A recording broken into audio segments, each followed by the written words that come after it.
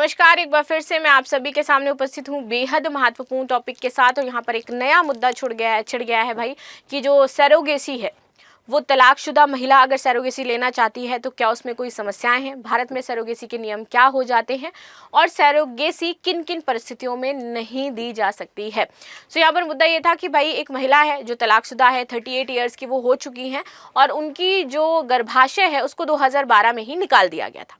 ठीक है, अब ये दोबारा से सरोगेसी के जरिए मां बनना चाहती हैं, लेकिन कहा गया कि आप पात्र नहीं हो।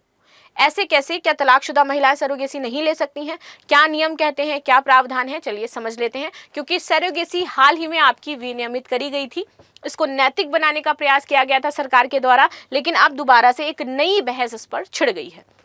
तो देखो, भारत में सरोगेसी से संबंधित कानून को विनियमित करने के उद्देश्य से सरोगेसी अधिनियम 2021 पारित किया गया था।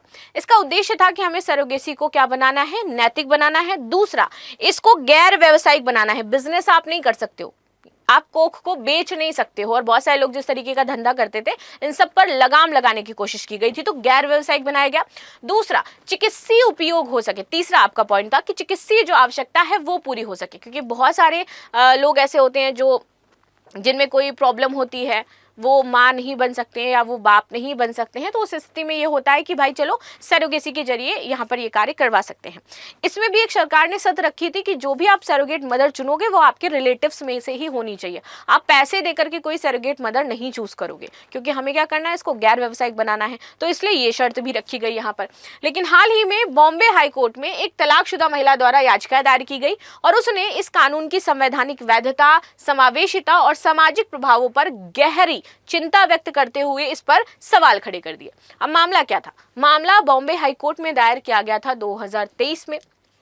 प्रेजेंट में इनकी जो एज हो जाती है वो 38 हो जाती है, यानी कि एज में कोई इशू नहीं है, क्योंकि 35 से 45 तक कोई भी महिला अगर वो तलाकशुदा है, विधवा है, तो वो सरोगेसी करवा सकती है। ये हमें अधिकार मिला हुआ है सरोगेसी के जरिए, तो एज में कोई दिक्कत नहीं है। इन्होंने बताया कि 2012 में इनका जो गर्भाशय है वो निकाला जा चुका है, तो यानी कि ये तो मदर अब बन नहीं सकती है, क्योंकि गर्भाशय ही नहीं है इनके पास। ये 2 जीवित जैविक बच्चों की मां है, यानी कि ये बच्चों को जन्म दे चुकी हैं पहले, और इनके 2 जीवित बच्चे ऑलरेडी हैं।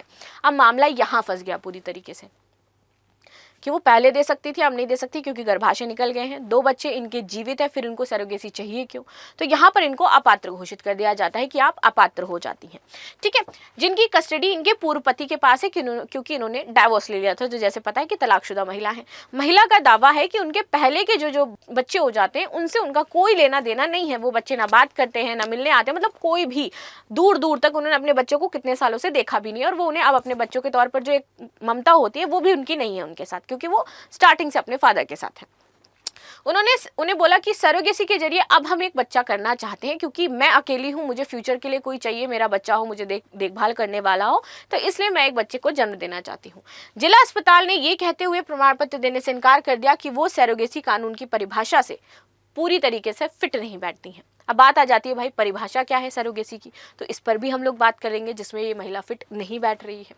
सरोगेसी विनियमन अधिनियम 2021, जिसमें इसके कानूनी ढांचों को विनियमित किया गया, सरोगेट मां और बच्चे के अधिकारों के बारे में बात की गई, गैर व्यावसायिक चिकित्सीय और कानूनी जो ढांचे हैं और जो नैतिकता है इसको बनाए रखने पर बात की गई।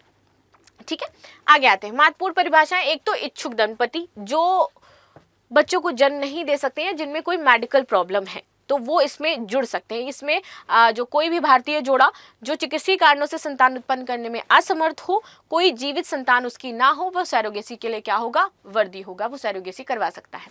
फिर इच्छुक महिलाएं जो 35 से 45 वर्ष की आयु में है, विधवा है या फिर तलाकशुदा है, भारतीय महिला होनी चाहिए, चिकित्सीय रूप से मां बनने में अगर वो असमर्थ हैं और सरोगेसी के माध्यम से मां बनने की इच्छा रखती हैं तो वो बन सकती हैं।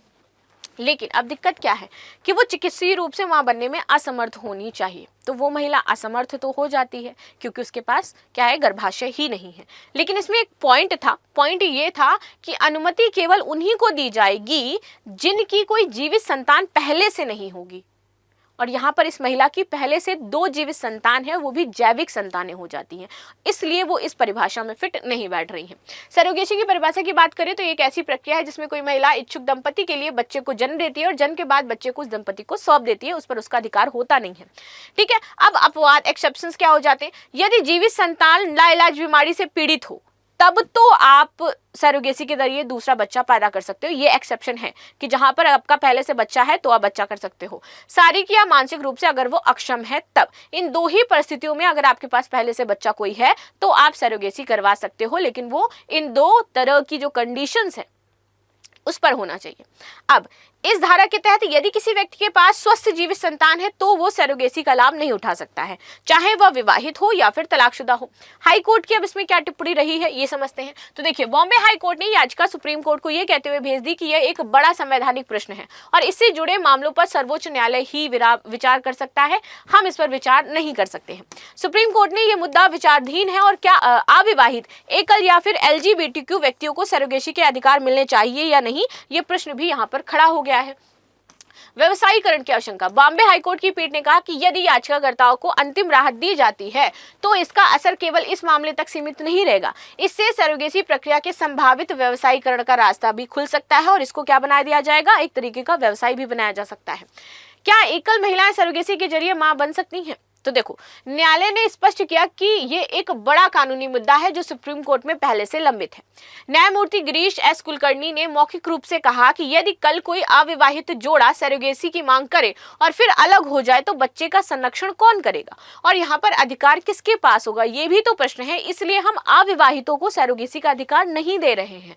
बच्चे के अधिकार भी बहुत ज्यादा महत्वपूर्ण है। आप लोग तो अलग होकर के रहने लगोगे, फिर उस बच्चे का क्या होगा, उसका पालन पोषण, उसके अधिकारों के बारे में क्या होगा, हमें वो भी सोचना चाहिए। तो न्यायालय ने इस बात पर भी बल दिया कि ये मामला केवल महिला के मातृत्व का नहीं है बल्कि उस बच्चे का भी है जिसका पालन पोषण किया जाएगा और उसको बड़ा भी किया जाएगा और उसका जो भविष्य है वो भी आपकी जिम्मेदारी हो जाती है। तो उसके साथ अगर आप खिलवाड़ करोगे तो वो गलत है। क्या हो सकता है इससे संबंधित मुद्दा? संवैधानिक अधिकार बनाम विधायी सीमाएं। अनुच्छेद 21, जीवन और व्यक्तिगत स्वतंत्रता का अधिकार। क्या मातृत्व की स्वतंत्रता को भी यहाँ पर समाहित किया जाएगा? क्या राज्य एक वयस्क और एक स्वतंत्र महिला को मातृत्व से वंचित कर सकता है जब वह मानसिक, आर्थिक और शारीरिक रूप से सक्षम हो? लिंग समानता और समावेशिता। क्या केवल दंपतियों को ही सरोगेसी की अनुमति देना एकल महिलाओं, विधवाओं और LGBT समुदाय के अधिकारों का उल्लंघन नहीं है? ये भी क्वेश्चन है हमारे पास। ये याचिका इस बात को उजागर करती है कि कानून में स्त्री को केवल पत्नी या मां के रूप में देखा जाता है, एक स्वतंत्र व्यक्ति के रूप में नहीं देखा जाता है। और ये सबसे बड़ा प्रश्न है कि एक महिला को सिर्फ माँ और पत्नी के रूप में समाज में देखा जाता है कि अगर वो अकेली है तो उसे अकेले स्वतंत्र महिला के रूप में कोई भी नहीं देखना चाहता और ना ही देखना पसंद करता है। लेकिन आपकी क्या राय हो जाती है इस मुद्दे पर, जरूर बताइएगा। बच्चे के अधिकार और संरक्षण। अगर एकल महिला सरोगेसी से बच्चा जन्म देती है तो भविष्य में बच्चे के संरक्षण, पहचान और समाज में स्थान को लेकर के कानूनी प्रश्न चिन्ह भी उत्पन्न हो सकते हैं। व्यवसायीकरण की आशंका। न्यायालय ने चिंता जताई कि यदि सभी को सरोगेसी की अनुमति दे दी जाएगी तो इससे प्रक्रिया का व्यवसायीकरण हो जाएगा और ये सबसे बड़ा डर है आज के समाज में, क्योंकि फिर इससे हमारे नैतिक समाज का पतन होने लगेगा। भारतीय समाज में मातृत्व को सामाजिक और पारिवारिक ढांचे से जोड़ करके देखा जाता है। क्या एकल मातृत्व को वैधता देना सामाजिक संरचनाओं को चुनौती देना बराबर है? तो ये सारे प्रश्न खड़े हो जाएंगे और इन सारे प्रश्नों का आंसर सिर्फ और सिर्फ हमें सुप्रीम कोर्ट ही दे सकता है। बाकी आपकी क्या राय इसमें जरूर बताइएगा। मिलते हैं नेक्स्ट क्लास में, तब तक के लिए धन्यवाद। लाइक शेयर सब्सक्राइब करना बिल्कुल भी ना भूलें and thank you so much. Last में क्वेश्चन है आपके लिए कि सरोगेसी अधिनियम 2021 के अंतर्गत कौन सी संस्था मेडिकल प्रमाण पत्र प्रदान करने के लिए अधिकृत है? महिला एवं बाल विकास मंत्रालय, जिला अस्पताल का civil surgeon, national medical council या फिर प्राइवेट जो आपका फर्टिलिटी क्लिनिक हो जाता है? सो इसका आंसर भी देना है। अब मिलेंगे हम लोग नेक्स्ट क्लास में। अपने जो व्यूज हैं वो जरूर बताइएगा and thank you so much again.